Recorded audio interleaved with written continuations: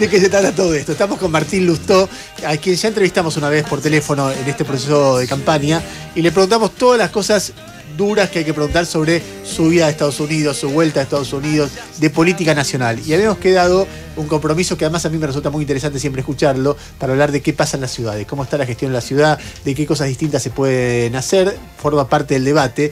Es raro porque el debate en la campaña está muy como dominado por la provincia de Buenos Aires y dominado por la visión nacional. Entonces, para un candidato de cada lugar local, sobre todo en la capital, que está tan inundado por la nacionalización de la campaña, es muy difícil meterse en el debate concreto de las cosas. De cualquier manera, vamos a hacer un esfuerzo en eso, y por eso, bienvenido Martín, primero eso.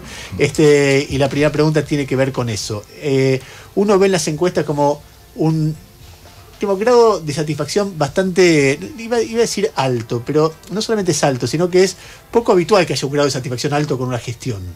¿Eso es marketing? ¿Eso es engaño? ¿Eso es realismo? ¿Eso es qué? Primero, feliz cumpleaños. Bueno, buenos días a todos. Hay un poco de cada cosa. ¿Qué quiero decir con esto? Primero, hay un poco de que se han hecho cosas. Hay otro poco de que se han hecho cosas porque hay mucha más plata que antes. Mucho. Pero cuando digo mucha, es una enorme cantidad de plata en mayor cuantía que en las gestiones anteriores. Si vos haces la cuenta, hay 8,2 millones de pesos por cada una de las manzanas de Buenos Aires, más que en las gestiones que desde de la Rúa hasta Tellerman en promedio. Es decir, el PRO hoy tiene mucha más plata que nadie antes. Entonces, vos decís, ¿se hicieron cosas? Sí. En parte porque lo comparás con el pasado. Lo comparas con el pasado y estás pudiendo hacer más cosas porque tenés mucha más plata. Y en parte para mí porque comparás las obras de la ciudad con las no obras de debido, ¿no? Entonces hay un estándar muy bajo de cuál es la vara a la que estamos aspirando. Después hay una enorme cantidad de recursos volcados a contarte una ciudad que no existe. Esto es una ciudad bastante particular, ¿no? Todos convergemos al este a trabajar, al microcentro, o la mayoría converge para ahí. La gente que vive en el sur atraviesa la ciudad y va para la zona norte. Al revés es muy difícil. Entonces al de la zona norte le contás que los hospitales están bien, y cuando no están bien, le contás que la educación pública subió la matrícula y que es el único distrito, y es mentira. Eso a mí me choca mucho, que yo veo muchos funcionarios del PRO que dicen, este es el único distrito donde subió la matrícula pública. Vos vas a los números y los números te muestran que no. Lo que te muestran los números es que subió la matrícula pública porque metiste la sala de 4. Entonces, claro, tenés un año más de escolarización. Pero si excluís eso, la matrícula cae 4 y 5% en la escuela primaria y secundaria, y en la pública sube 4 y 15%. Entonces, no, en la privada. En la privada sube 4 y 15%. Entonces hay un traspaso de la escuela privada clarísimo. No sé, este año todavía no están las cifras porque con el tema económico probablemente eso se modere un poco, pero eso es lo que ocurre. La seguridad claramente está peor. En materia de desigualdad, esta es una ciudad que ha crecido en desigualdad realmente de manera muy impresionante, y eso no es nada de lo que te cuentan, sino que usan la publicidad oficial y todo el poder mediático para contarte cosas que en realidad no están haciendo. Y yo tengo una enorme discrepancia en materia de cuáles son las prioridades, porque vos mirás los problemas nacionales y dices, ¿cuáles son los problemas nacionales? Los económicos, te dicen, hay déficit. Bueno, la ciudad tuvo siempre déficit, siempre. Ahora te voy a contar una anécdota con respecto a eso. Pero siempre, menos un año que se equivocaron en el presupuesto, y aumentó su endeudamiento en dólares por 5, a pesar de que tiene mucha más plata. En la campaña del 2015 a mí me tocó con un ministro actual un panel. Y entonces él explicaba que las provincias van a ser más responsables y no van a tener déficit cuando se tengan que hacer cargo de su recaudación. Es decir, bueno, si vos te ganás tu plata, la cuidás más. Termina, yo no lo quise desdecir en el medio del panel, termina y le digo, escúchame, la Ciudad de Buenos Aires es el ejemplo de que eso no es cierto, que eso no tiene nada que ver. Yo escribí un libro explicando por qué eso es una teoría de una parte muy racional de la ciencia política, que es mentira, que la gente no vota así, entonces, no importa. Entonces me dijo, no, nosotros tenemos siempre superávit. Y le digo, no, es un economista. Le digo, no, mirá los números. Entonces, delante de todo el mundo me juega 2 cajones de vino. Pasan 3 días, le digo, che, ¿te fijaste los números? No, bueno, vos sos economista, estás adentro del gobierno, los conocés. Pasa una semana, pasan 10 días y le digo, ¿te fijaste los números? Y me contestó, sí, hasta yo me creo nuestras propias mentiras. Digo. ¿Y te mandó los vinos? Y me mandó los vinos. Ah, y me mandó los vinos. Qué suerte, porque hay gente que me debe apuesta que no me las paga, pero bueno. A mí me debes vos, por ejemplo. ¿Qué te debo La apuesta yo? del 2013. ¿Qué te dije yo? Iba a una primaria contra Carrillo y me dijiste, ¿para qué? En un programa al aire. ¿Para qué te presentás en algo que no tenés ninguna chance? Y entró y ganó. Y después, ¿y qué te aposté? No sé qué sería, vino, cena. Yo no he puesto otra cosa que no sea vino. No paga las apuestas. Ahora, vos estuviste a punto de ganar en las elecciones anteriores la ciudad en el balotaje. Si hubiese sido el jefe de gobierno, vos decís, yo en vez de hacer Metrobús, si hubiese extendido la red de subterráneo, digo, son como medidas troncales de cada gobierno. Digo, qué cosa diferente, más allá de que me digas, mira, yo hubiese gastado la plata más responsablemente, no hubiese puesto tanto en publicidad, pero en cuestiones troncales que la ciudad ha dado, o los habitantes de esta ciudad han dado como el visto bueno al gobierno actual, que es el espacio público. La bicisenda, el Metrobús, las inundaciones. Bueno, vamos, si querés, al Metrobús, ¿no? A mí me parece que el PRO con el Metrobús hizo algo interesante después de muchos años, porque lo hizo en el 2013, que es que instaló una discusión sobre el transporte que no estaba. Metió las bicisendas, metió el Metrobús. Esa discusión no existía. Lo único que decíamos subte, que en realidad es lo que te resuelve las cosas. ¿Por qué? Y yo entiendo que la gente que toma el Metrobús, depende del Metrobús también, diga, esto funciona mejor, porque le funciona mejor. Pero el problema es el siguiente. En la Argentina se venden 800.000 autos por año. Cada auto mide 4 metros. Más o menos. Son 3.200 kilómetros de auto. El 15% entre la ciudad de Buenos Aires, porque es del conurbano de la ciudad, son 500 kilómetros de auto por año. Paragolpe con paragolpe. ¿Por qué digo esta cifra? Para que nos demos una idea de que las ciudades como Buenos Aires no administran el transporte. Lo que tienen que administrar es la congestión. Y entonces... ¿Sí? Y entonces pasa lo siguiente. Vos me decís, che, si yo te hago Metrobús, ese carril va más rápido. Pero el que vas más rápido por un carril porque hay menos congestión. Hay más congestión en otro lugar, entonces no estás administrando la congestión. No, bueno, pero estás privilegiando el transporte público. Estás privilegiando el transporte público. Ahora, fíjate si la solución es siempre la mejor. Bueno, por debajo de donde hiciste el Metrobús de la 9 de julio tenés una línea de subte que no cuidás, ¿sí? Porque no invertís lo suficiente en la línea de subte. Yo me fijo, nosotros tenemos un muy buen experto en transporte, para mí uno de los mejores en Latinoamérica. Trabaja en el exterior, en donde menos trabaja en la Argentina porque no lo llaman, pero es uno de los... trabaja por todos lados del mundo. Y él dice, vos te fijás en el Metrobús de Cabildo, y yo le pregunto, Pablo, ¿esto funciona mejor? Claro. Ah, mirá. Y me dice, ¿te explico por qué? Sí. Bueno, antes vos tenías gente estacionada en Cabildo a izquierda y derecha, de las dos manos. Y los colectivos tenían que parar cada 3 cuadras y tenían que ir hasta el tercer carril y volver. ¿Y ahora qué hiciste? Los mandaste a un carril central, prohibiste estacionar, achicaste los 2 carriles del costado y circulás y los colectivos paran cada 6 cuadras. Pero finalmente lo que liberaste son 2 carriles que Cabildo tenía tapados entre contenedores y autos estacionados. Entonces me dice, obvio que va a funcionar mejor. Yo creo, me dice, que es una manera cara de que funcione mejor. Y a la larga no es la solución definitiva porque vos tenés que hacer que baje la congestión. Las bicisendas pasa lo mismo. Yo hablé muchas veces con Dietrich porque ellos dicen cosas como recibimos premios por las bicisendas. Yo uso las bicisendas. Recién acá cerca en Dorrego hay una que mide 2 metros o 3 metros. No sé si la vieron de mano derecha. Es amplia, sí. No. Mide 2 metros de largo. Una a mano derecha que quedó... Fíjate, lo mismo que la de Perón que llega a Pueyrredón y se desapareció. Corta y se hace... Bueno, ellos que te dicen recibimos premio por bicisendas, vos te metés adentro y el premio es por la mayor cantidad de kilómetros hechos. No por la calidad de las bicisendas o las ciclovías, por la mayor cantidad de kilómetros hechos en un año. Yo te digo, mira, si vos querés administrar la congestión, no es hacer bicisenda por todos lados, tenés que pensarlo en términos de la congestión. Tenés que pensar por dónde tienen que ir, por dónde no. Porque si vos tenés, no sé, Acuña y Figueroa, que desagotaba Medrano, y vos le haces bicisenda, dejás estacionar a la derecha, finalmente la que desagotaba Medrano tiene un carril para circular. Te para un taxi, te traba todo. Entonces, la lógica es distinta. A ver, Martín, colocate los auriculares porque vas a escuchar preguntas de oyentes. A ver, 3 preguntas, dale. Yo le preguntaría a Lustó si sería ortodoxo con la política económica o haría algo revolucionario o cambiaría. Me interesaría saber. Otra pregunta, dale. ¿De qué manera él nos puede, como electores, dar confianza en función de que una vez que los votos hayan ido hacia su persona, no va a volver, digamos, hacia el oficialismo, hacia Cambiemos, ya que eso es lo que hizo en la última elección? Una más. Quiero saber cuál es su política de tránsito y de transporte y de estacionamientos para la ciudad. Perfecto, voy con la última porque está relacionada. Lo más breve posible, así pueden entrar voy más con la oyentes, última porque está relacionada. Recién expliqué que es administrar la congestión. Para nosotros es prioritaria la línea F porque desagota otras líneas, que es la línea que va de Barracas a Plaza Italia, algunos la quieren extender hasta Ciudad Universitaria, nuestros expertos dicen que suena lindo, pero es muy costoso para la demanda que debería tener o que podría tener.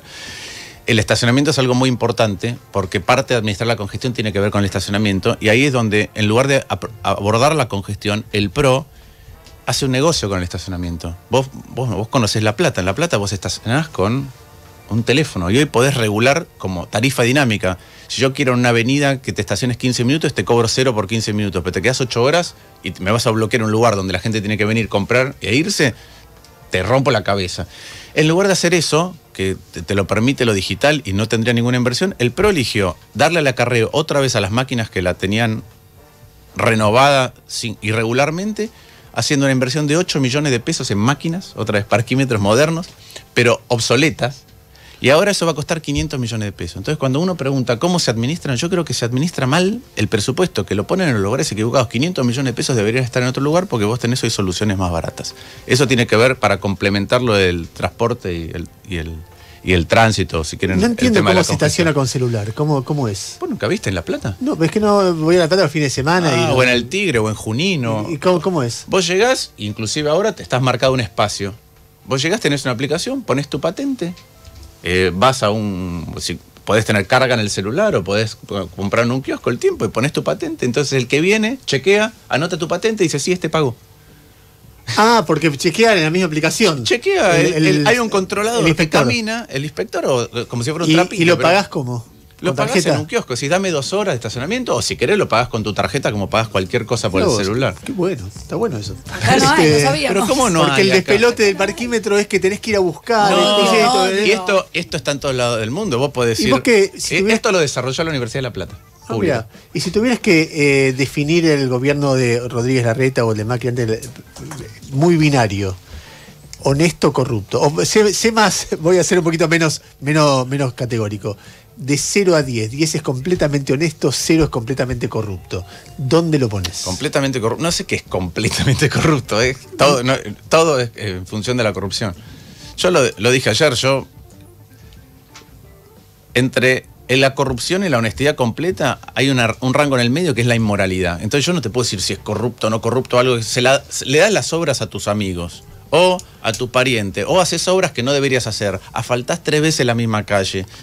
Bueno, es difícil probar que eso es corrupción a veces, pero yo nombré un caso de incompatibilidad. El centro de convenciones costó 1.300 millones de pesos y lo pagó la ciudad. Sí. Enfrente, cuando decidieron hacerlo, estaba el Buenos Aires Design, que en ese momento, todo el Buenos Aires Design, te hablo de 2015, pagaba 46.000 pesos. Hoy paga 200.000, todo el Buenos Aires, todo, entero.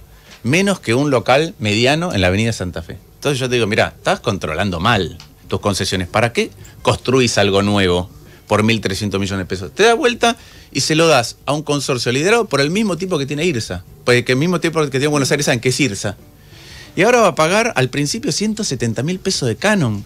Hacen falta 380 años a los cánones. Impresionante. Y el responsable, el ministerio responsable, es Andy Freire, que es el candidato a legislador al que Lilita denunció por incompatibilidad porque era director de IRSA hasta enero del 2016. Entonces vos me decís, ¿eso qué es? A ver, más preguntas. El kirchnerismo lo acusó durante el balotaje de ser lo mismo que Macri o que Larreta. ¿Cómo va a ser su comportamiento una vez que llegue al Congreso si es que logra su objetivo? Yo me equivoqué, faltaban 2 preguntas, igual esta se subsuma en una. Esta está relacionada. Primero, yo creo que cuando uno es una figura más visible de un espacio se omiten otras cosas. Nosotros en la ciudad competimos con el PRO. El bloque nuestro se quedó, ¿sí? Yo me fui. Yo me fui a ser embajador de Argentina, embajador de Cambiemos, el gobierno de Cambiemos. Pero en la ciudad se quedó el espacio nuestro, con 8 legisladores. Que Larreta dice que fuimos una oposición salvaje. Yo creo que fuimos una oposición pero vos vas a ser diputado nacional. Pero yo voy a ser diputado nacional. Nosotros vamos a tener el bloque nuestro. El bloque nuestro. No Cambiemos, el bloque nuestro. ¿Algunas veces vas a votar lo que te parezca a favor o en contra? Como ha sido en el pasado. Yo no le he votado cosas al kirchnerismo que el PRO, porque en su momento le parecía en el 2015 que era poco popular votar en contra de ciertas cosas del kirchnerismo, se las votó a favor y yo se la voté en contra en soledad con Carla Carrizo. Entonces, eso va a ser así. Muy bien, y faltaba una, ¿no? Esta última decía, a mí me causa un poco de gracia, lo decía ayer, justo cuando estaba terminando nuestra participación. Vos tenés varios periodistas que están diciendo de Pañi, Beto Valdés, Roan Clarín, es decir, distintos medios, están diciendo que la campaña de Fillmore la está bancando el gobierno de la ciudad. Y durante un montón de tiempo ya han tenido connivencia y son una oposición muy cómoda para Larreta. Entonces a mí las cosas que dice a veces el Frente para la Victoria, de dónde está, digo, a mí me resulta gracioso porque por abajo de esa supuesta confrontación siempre hay acuerdos por todas las cosas. Es cierto que uno ve al gobierno de la ciudad preocupado para que vos no salgas segundo. Eso es cierto porque el kirchnerismo es una oposición más fácil en la ciudad. Y te hago una pregunta, yo veo la campaña está donde no se dice nada, ¿no? Porque está bien, Lilita va solo a los canales, a determinados canales y radios, etcétera. El Frente para la Victoria o Unidad hacen una campaña silenciosa. Pero vos viste algún candidato del Frente para la Victoria o de Unidad Porteña que en lugar de criticar a Macri diga algo de la ciudad.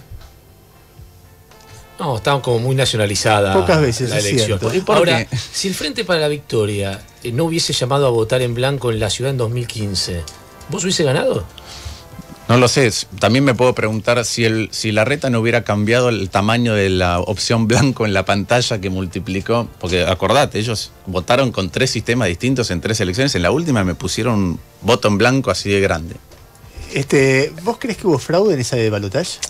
Mira, en la Argentina cada vez que se discute el resultado de elecciones y se vuelven a abrir las urnas nunca ha cambiado. Entonces, es cierto que yo tuve pero llamados interesados de gente que estaba de otro lado diciendo... Te están currando. Pero la verdad que no conozco todavía, no se han abierto urnas en la Argentina donde haya cambiado el resultado de una elección, por lo menos no que yo recuerde. A ver, más mensajes, dale. ¿Qué leyes él cree que habría que votar en el Congreso para mejorar la situación económica? Otra, dale. Pregunta para Lustó, ¿por qué dice que sabía que las elecciones de 2015 no eran seguras con el voto electrónico y no lo denunció? Otra más. Una pregunta para Lustó, ya que es licenciado en Economía. Si él se electo como diputado, ¿cómo piensa reactivar la economía para atraer inversiones y reactivar el consumo de la gente? Voy a lo del voto electrónico. Me la pasé diciendo que el voto electrónico no era seguro en la campaña anterior. Me la pasé diciéndolo. Y después hay causas en la justicia donde un hacker se ha podido meter en la etapa de transmisión de datos. Yo lo dije porque a mí vinieron hackers y me mostraron con el teléfono cómo alteraban una boleta. Esa boleta se transformaba en la identificación del presidente de mesa.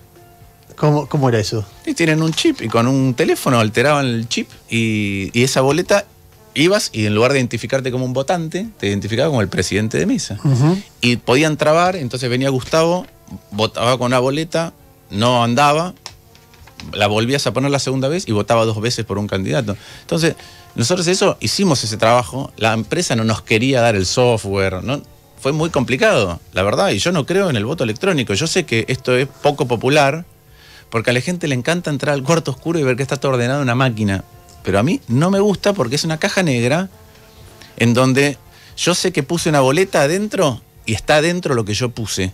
Y después, obviamente, está el tema de fiscal, etc. En la otra, yo aprieto un botón y no sé lo que pasa. Bien, acá el sistema era mixto, digo. Vos salía una boleta que imprimías y la metías en la urna. Sí, pero te digo qué pasa después. Hay 2 maneras de hacer el recuento.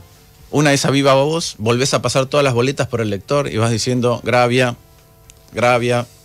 Tenenbaum. Y la otra es apretar un botón y que empiece el conteo automático. Los fiscales se quieren ir, aprietan el botón. Y después ahora sabemos que es posible hackear en la etapa de transmisión de los datos, ¿no? Entonces, pero yo me la pasé diciendo... me da la tranquilidad todo esto, ¿qué te digo? Bueno, pero fíjate, yo el otro día estaba en un programa, estaba en C5N. Y antes estaba Magario.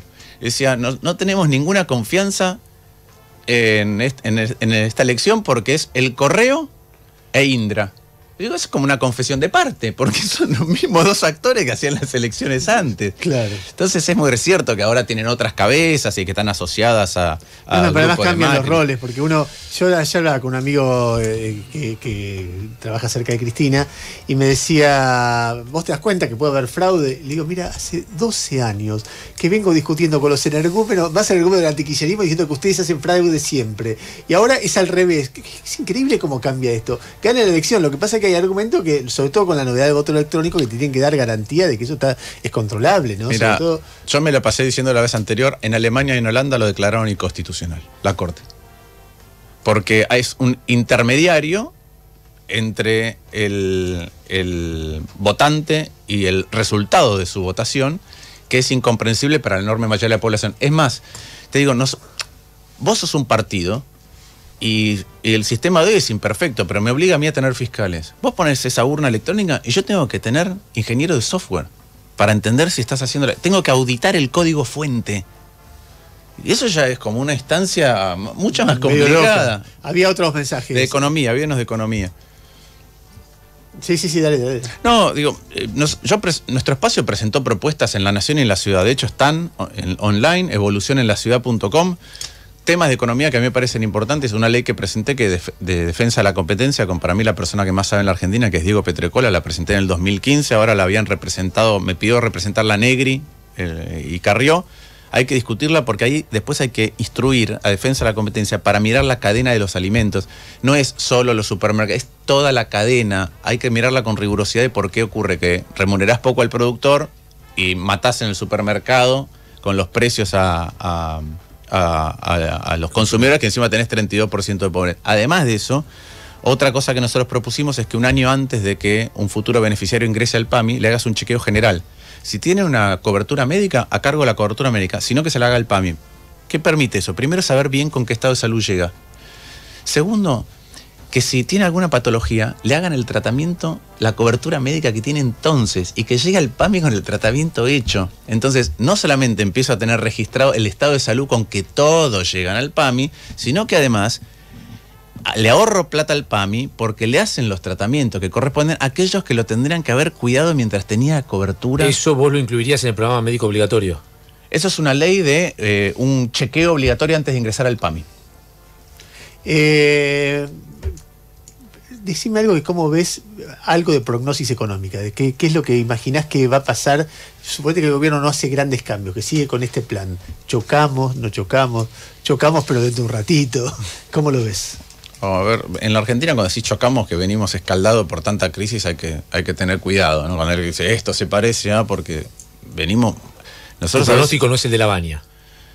No, mi pronóstico no es el de la Baña siempre y cuando corrijamos cosas. Pero lo que quiero decir es, no es decir esto va camino, porque en la Argentina nosotros a veces no cobramos magnitud, emocionalmente sí, pero no cobramos magnitud de que lo que tuvo Argentina en la crisis del 2002 fue una depresión económica igual que la Gran Depresión, en cualquier parámetro que tomes, igual que la Gran Depresión en los Estados Unidos. Y en la Gran Depresión en Estados Unidos todavía se siguen acordando. Entonces, nosotros hablar de crisis en la Argentina con esa, la verdad que me parece complejo por los sustos que genera. Yo que creo, no es... La economía argentina, yo mientras he vuelto como senador dije... Lluvia de inversiones no, segundo semestre me parece un error conceptual porque la economía es un sistema, los brotes verdes ahora casi una cuestión de fe. Pero ese es el último año y medio. Vos mirá los últimos 6 años y el ingreso por habitante de la Argentina cae en los últimos 6 años. Mirá los últimos 20, desde el 98 que fue el pico previo máximo de producción antes de la crisis. Desde ahí medís y Argentina creció 1/4 de lo que creció Chile, 1/3 de lo que creció Uruguay y un poquito menos de la mitad un poquito más de la mitad de lo que creció Brasil. El problema de crecimiento argentino viene de larga data, yo creo que no lo estamos debatiendo como corresponde. Entonces vos que me preguntas, ¿qué va a pasar? La Argentina va a tener, con suerte, un desempeño económico mediocre, que no va a crear puestos de trabajo en blanco en cantidad y en calidad, que va a tener lo mismo que viene pasando, una atracción poquito, que cuando rebota parece que el crecimiento es más porque lo comparás con una base peor. Es decir, el ejemplo que yo daba es, si yo te digo arrodillate, y de golpe te digo ahora parate, vos me decís, estás más alto. No estás más alto. Antes estabas arrodillado y ahora estás parado. Medís lo mismo que antes, no sos más alto. Eso con suerte. Eso con suerte si no discutimos lo que hay que discutir. Ahora, Martín, ¿y qué sería? Para mí lo que hay que discutir, por eso yo hago mucho hincapié en ciertos gastos, es cómo la Argentina, como la clase política, la clase dirigencial, se reimagina el Estado, porque el Estado lo estamos esquilmando con distintas decisiones que tienen, para mí son inmorales frente a otras angustias y otras cosas que el Estado debería hacer y no lo discutimos. Eso para mí cuando decís shock o gradualismo, shock es el cambio de dirección consensuado. Es, mira, esto lo vamos a dejar de hacer, gastar en esto está mal, gastar en esto está bien, vamos a reorientar para acá, esto hay que bajarlo, esto hay que subirlo. Ese cambio consensuado es un shock para lo que esperan todos, para lo que esperamos los argentinos, los inversores extranjeros, el consumidor, el jubilado. Eso sería un shock. Y después caminás gradualmente hacia allá. Eso es lo que hay que discutir. ¿Por qué?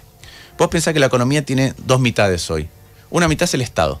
El Estado, yo me la paso diciendo, le volcamos más plata, más combustible y recorre menos kilómetros. Entonces, esa parte se volvió más improductiva.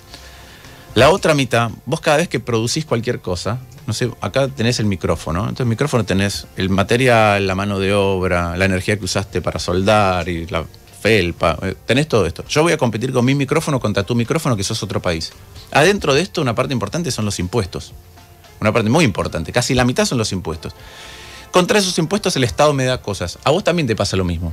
Una parte de tus insumos son impuestos y el Estado pero que son te menos. No es solo que son menos, es que cuando empiezan a competir nuestros micrófonos en algún mercado, acá, porque yo importo tu micrófono, o afuera porque lo exporto, están compitiendo nuestros estados. Entonces, si yo compré un plástico que se parte a la mitad, bueno, no puedo competir. Si mi estado es peor que el tuyo, lo estoy tratando de exportar, no puedo competir, salvo que haga ¿qué? Salvo que devalúe. Entonces nuestro estado se está volviendo peor a través del tiempo y lo que pedimos para compensar es, y necesitamos un tipo de cambio más alto. Pero el tipo de cambio más alto es que todos somos pobres, más pobres. Los trabajadores son más pobres en el concierto de trabajadores del mundo. Y además de eso, un estado que tiene déficit no te puede dar un tipo de cambio competitivo porque tiene que traer dólares todo el tiempo del exterior. Igual te quiero decir que era la metáfora del micrófono que compite con el otro micrófono era un poco lisérgica. o que estás viendo muchas películas infantiles, tipo lluvia de hamburguesa con tu hijo. ¿Viste? Jairo, dale. Cuando te escucho hablar... Estamos hablando con Martín Lustó, obviamente. Claro, ¿no? Cuando vos haces este diagnóstico es muy parecido al diagnóstico que hace la Casa Rosada. De hecho, te dicen, mira, después de las elecciones tenemos que hablar de los impuestos, de unas condiciones laborales, reforma laboral y de reforma previsional. Te hago dos preguntas concretas. Si te toca a vos en el Congreso votar flexibilización laboral o correr la edad jubilatoria, que son dos temas que van a pasar por el Congreso donde vas a estar como legislador. ¿Cuál es tu postura ahí? ¿Cómo votarías? Primero, ya te contesto eso, pero déjame decirte una cosa. El diagnóstico no tiene mucho que ver con lo que dice. Si el diagnóstico fuera el mismo, vos no creerías la Dirección Nacional de Bicicleta, ni dirías voy a financiar el RER abajo del obelisco, cosas que no son prioritarias y donde se te escurre mucha plata. Entonces yo ahí discrepo, no es el mismo diagnóstico. De hecho, yo he tenido reuniones en jefatura de gabinete cuando me decían que este año Argentina iba a crecer, y yo le digo, ¿por qué? Bueno, porque el salario le va a ganar a la inflación y por la obra pública. Esos no pueden ser tus motores de crecimiento permanente, porque por otro lado, si yo tengo un problema de competitividad, entonces si el salario le gana a la inflación, tengo que hacer otra cosa también. Y no puede ser el motor la obra pública porque tengo un déficit. Entonces Argentina no encuentra motores permanentes. Y yo creo que eso no se discute en la Casa Rosada. ¿Sabes lo que yo pienso cuando vos contás todo esto? Que finalmente vos tenés que tener un acuerdo político que decida para dónde. Obviamente. Ahora, dadas las relaciones caníbales que hay dentro de la política, eso hoy es muy, muy difícil. Entonces, si vos necesitas un acuerdo político para zafar de esta situación y ese acuerdo político es imposible, estás en una situación, una encerrona que es de muy difícil salida, ¿no? Y cuando jugás con la grieta es más difícil. Ahora voy a eso, que son dos puntos para mí muy importantes de acuerdos. Pero déjame que te diga una cosa que yo la propuse dentro del gabinete y la sigo proponiendo porque me parece que es una mejor solución. Se te atrasaron las tarifas un montón de tiempo durante 10 años. ¿Sí? ¿Qué tendrías que haber hecho para mí? O 12 años. ¿Qué tendrías que haber hecho para mí? Yo no te puedo cargar a vos la culpa de que la política económica fue mala. Entonces, tendrías que haber llegado a esta solución que era como un mini pacto de la Moncloa, un mini acuerdo. Vamos a subir las tarifas de gas 6% más de lo que suba la inflación por trimestre. Y la de electricidad 8% más de lo que suba la inflación por trimestre. Así vamos a recuperar en 8 años. Si hubieras hecho eso, ya sabés que en el año 8 el déficit es 0.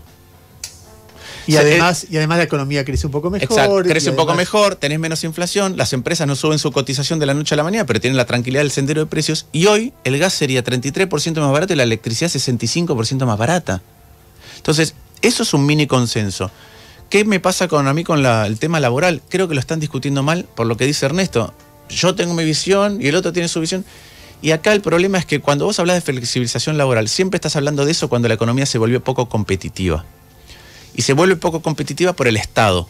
Porque el Estado te cobra y no te da lo que te tiene que dar, y porque hace que el tipo de cambio, el dólar, sea más bajo de lo que debería ser, porque trae 35.000 millones de dólares de financiamiento. Entonces, yo digo, la política no se encarga de arreglar el Estado y lo quiere resolver restando cesión de derechos a los trabajadores. Eso es un error conceptual y es un error de diagnóstico. Pero por otro lado, sí tenemos que discutir, no para cercenar derechos, que tenemos convenios colectivos de hace 50 años, cuando la modalidad de producción de la Argentina cambió, pero no para cercenar derechos. Lo mismo la reforma previsional. Argentina discutió en los últimos 25 años 7 reformas previsionales sin un solo número. del sistema, un cálculo actuarial. Yo en el 2002 escribí un libro que era Coparticipación y Reforma Previsional. Tuve que hacer los números yo porque ANSES no los tenía. Cuando vino vos en el 2015 con la última moratoria, le dije, ¿sobre qué número estamos discutiendo? Me dijo, no, tengo los del 2009, 2015. Y le dije, ¿y los podemos tener? No, no son públicos. Entonces, y mirá lo que hiciste con el sistema previsional, que es el 40% del gasto de la Argentina, el 80% del gasto social, y no nos damos cuenta porque está incorporado como el no trabajo infantil. El sistema de redistribución más grande que tiene cualquier Estado moderno, de los que están activos trabajando a la clase pasiva, el más grande de todos. Y es un cuerpo vivo. ¿Qué hizo Argentina? En el 94 lo privatizó, hizo más estrictas las condiciones de acceso y le dijo a las provincias, che, tengo que financiar el déficit porque antes Ernesto me pagaba mi jubilación porque estaba trabajando y yo estaba jubilado y ahora él lo manda a una FJP. A mí nadie me la garpa. Entonces, le pedimos plata a las provincias, el 15% de la coparticipación. Vamos más adelante. Viene en el 2007, moratoria. Sergio Massa está dicho una moratoria. Una moratoria que no resolvía el problema futuro, sino que me sobraba plata y se la daba a los jubilados que hoy no tenían. No, al de 66 se la diste, al de 64 no sabía si la iba a tener. Viene el 2009, restatización. Y la plata de las provincias no la devolviste. Viene el 2015 y haces otra moratoria y la plata de las provincias no la devolviste. Viene el fin de 2015 y la Corte Suprema te dice, che, muchacho, le tienen que devolver la plata a las provincias. Ah, cierto. Y además hago una reparación histórica. Nosotros tocamos 7 veces sin un número, en un cuarto de siglo, el principal mecanismo de redistribución de la Argentina. Tenemos que ir cerrando. No sé si querés cerrar la idea, pero... No, es eso, es... igual no me quedó claro si correrías la edad jubilatoria o no, si votarías eso o depende del marco del contexto. No, lo que te digo, nosotros tenemos que primero ver los números de hacia dónde va el sistema y decidir cuánta plata le queremos dar más, ¿sí? Pero primero tenés que ver los números. Yo lo que no estaría, te soy sincero, es gastando en laptops y en publicidad de ANSES. Eso me parece escandaloso. Muy bien, 9:55 minutos de la mañana. Martín, ¿sos candidato a qué vos? A diputado. ¿Y por qué te vas a presentar si lo vas a fracasar completamente? ¿Quieres apostar algo? Yo te apuesto, pero si garpas. Listo, una caja de vino, ¿qué tengo que apostar? ¿Qué apostamos esta vez? Que salís segundo. Bueno, dale, si vos salís segundo, pago yo. Hecho. Si salís tercero, pagás vos. Hecho. No sé si quiero ganar esa. Bueno, 9:55. Martín Lustó estuvo con nosotros, 12 grados 4 la temperatura. Gracias a todos por mandar preguntas. Lamento que no todas puedan salir, pero bueno, así es un programa de radio, ustedes entenderán. Seguimos juntos.